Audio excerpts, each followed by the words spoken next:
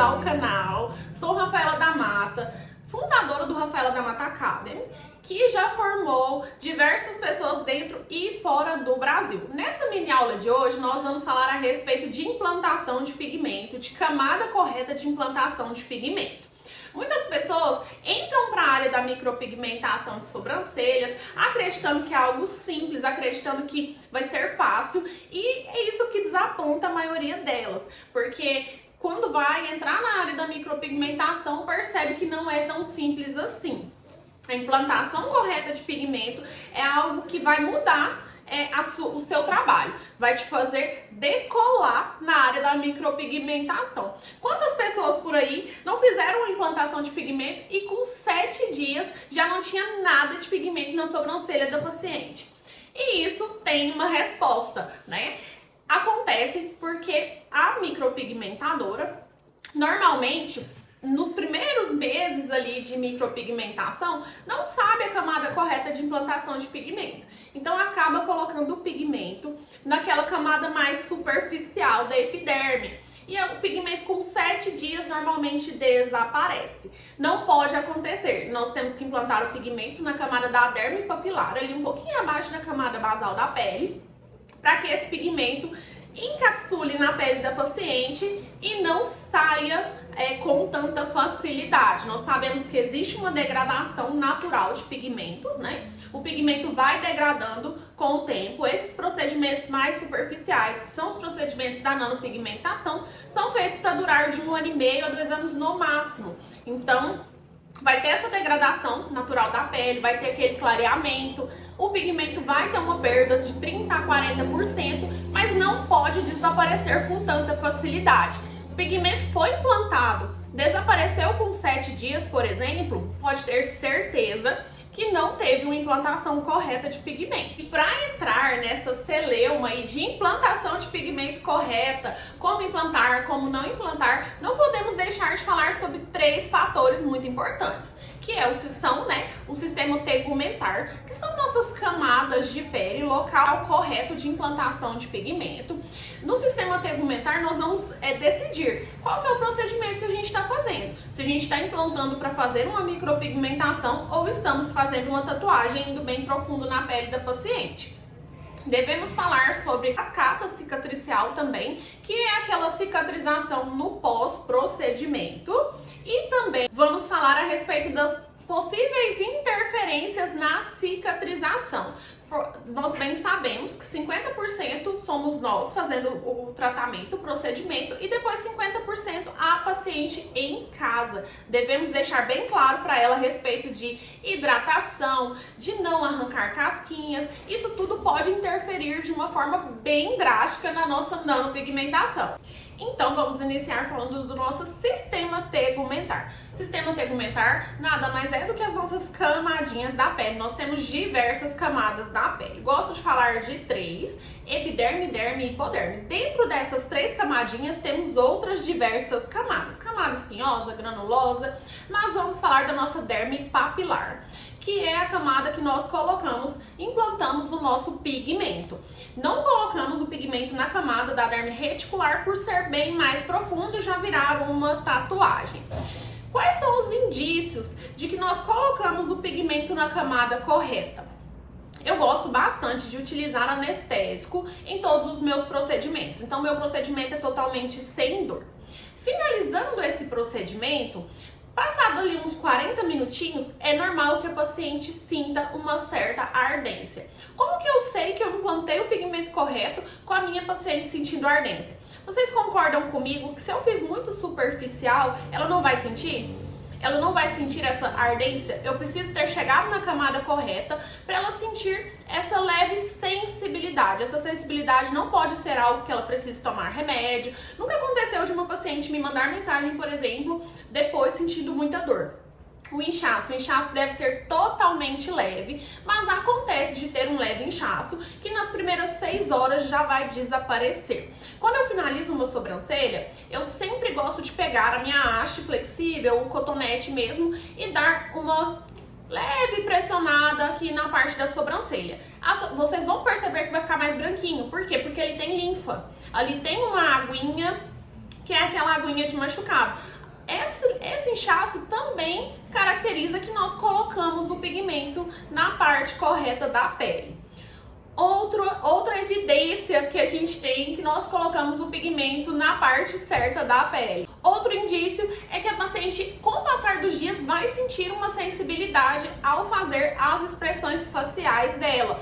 Coisa que, se nós tivéssemos implantado o pigmento de forma errada, muito superficial, não teria. Se a gente coloca de forma superficial ali na parte da derme, é só um arranhadinho e ela não vai sentir essa sensibilidade. Como eu disse, essa sensibilidade não pode ser uma sensibilidade forte demais, que a paciente não consiga, por exemplo, fazer suas atividades normalmente. Falando um pouquinho da cascata cicatricial, mas entrando um pouquinho também na implantação correta, que é da nossa derme papilar, vamos falar a respeito das fases dessa sobrancelha.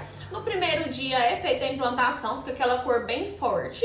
No segundo dia também, no terceiro dia vai ficar ainda com a cor forte, até porque como nós cortamos ali aquela camada da pele, fica também um pouquinho de sangue. Na nossa camada da derme papilar já tem alguns vasinhos ali, então vai ter um pouquinho de sangue ali junto. É aquela linfa misturada com sangue, nada demais, nunca pode escorrer sangue e nem podemos chegar na camada mais profunda para pegar aqueles vasinhos que vão ter aquele sangramento mais forte.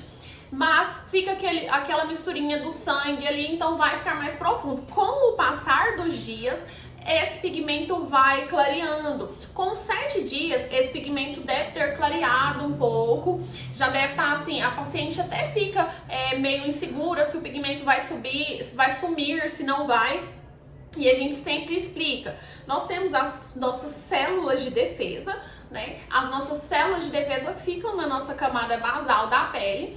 E essas células de defesa entendem como se o pigmento fosse um corpo estranho. Então elas tentam expulsar esse pigmento. Então por isso que esse pigmento dá uma clareada com 7 dias e depois ele vai voltando naturalmente, certo?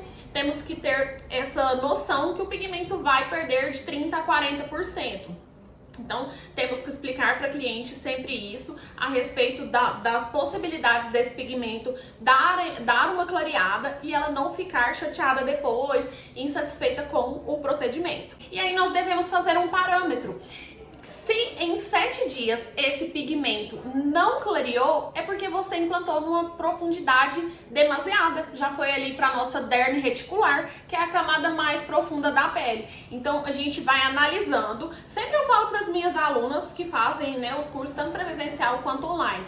Façam modelos no pós. Como que eu vou saber? Nós não temos como saber ali onde que está a camada correta da pele, a não ser fazendo o procedimento, fazendo como se fosse testes mesmo. É lógico que a gente mostra, faz testes na pele sintética, ela faz modelos junto com a gente, mas no dia a dia delas, de profissionais, elas têm que fazer o procedimento para saber e a paciente voltar para ver onde que está sendo implantado esse pigmento de forma correta. Então, foi muito superficial, esse pigmento com 7 dias vai desaparecer. Foi muito profundo, com 7 dias esse pigmento não vai ter clareado. Eu falo sempre como se fosse o mar. Quanto mais profundo, mais escuro vai ficando. Então esse pigmento com 7 dias ficou muito profundo, ficou muito escuro. Ele foi para uma camada muito profunda, a camada da derme reticular, e você implantou o pigmento de forma errônea, virou uma tatuagem na pele da cliente.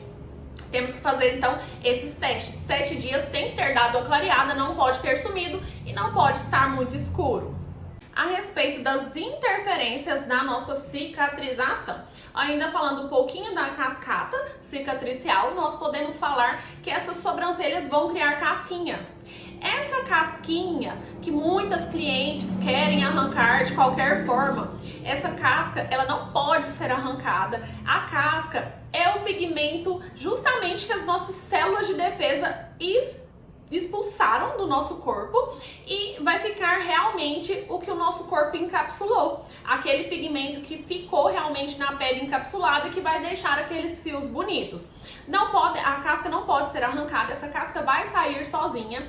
Algumas pacientes não hidratam de forma certa. O que pode acontecer que essa micropigmentação pode sair? nessa fase de cicatrização. Paciente arrancar o pigmento, a paciente se expor ao sol. A gente bem sabe que os nossos pigmentos, eles são fotossensíveis. O que é ser fotossensível? Eles são sensíveis ao calor, ao sol em excesso e abafamento em si. Algumas pacientes que trabalham em locais muito abafados são pacientes que sempre mandam mensagem para mim perguntando se podem fazer. Eu falo, olha, pode fazer, mas pode acontecer pelos nossos pigmentos serem fotossensíveis, desse pigmento não durar tanto tempo. Então, se expôs ao calor, ao sol excessivo, esse pigmento vai sair dentro de 30 dias com muito mais facilidade. Arrancar casquinhas é algo que nunca pode ser feito, porque essa casquinha ela vai sair sozinha. Essa casquinha não tem necessidade de ser arrancada. Vocês já machucaram, já se machucaram e a casquinha ainda não estava pronta para sair? E aí, por algum motivo, arranhou de novo naquele mesmo local e saiu sangue? Onde sai aquele sangue ali, vai expulsar pigmento. Então, arrancou a casquinha de forma errada, vai expulsar a pigmentação. Eu sempre falo que 50% somos nós implantando o pigmento de forma correta e 50% a paciente no pós.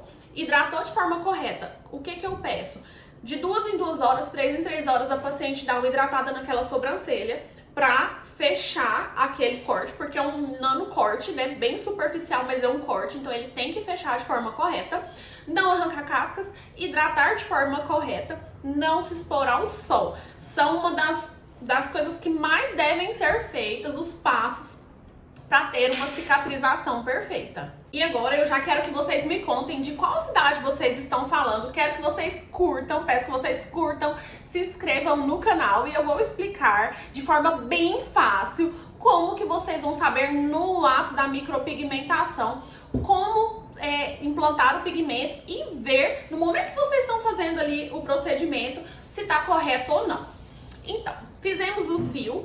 O esticamento da pele é algo que tem que ser natural para quem é micropigmentador. Esse esticamento deve ser feito a todo momento.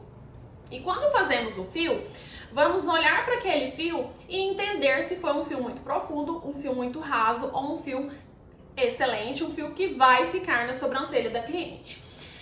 Feito um fio muito superficial, ele fica como se fosse um arranhão, ele fica tão fininho que mal a gente consegue ver a pigmentação nesse fio. Feito um fio muito profundo, quando você abre a pele, que você faz aquela fricção na pele, vai abrir, vai ficar aquela coisa desbeiçada mesmo, sabe? Bem aberto. Então você vê que ficou muito profundo. Quando a gente faz a implantação de forma correta, esse fio fica um fio bonito e quando você abre, ele fecha. Você fricciona a pele, ele abre um pouquinho e fecha. Não fica aquela coisa desbeiçada, não fica aquela coisa aberta, não fica sangrando demais. Então esse é o segredo para vocês saberem de forma certa como implantou o pigmento. Implantou muito superficial, fica uma ranhura que você percebe que vai sair com facilidade. Implantou muito profundo, fica aquela pele aberta. Você vê aquela fissura muito aberta. E o sangue também é um indício de que vocês estão implantando de forma errônea. Já quando a gente faz de forma correta, não tem sangramento, no máximo uma linfa.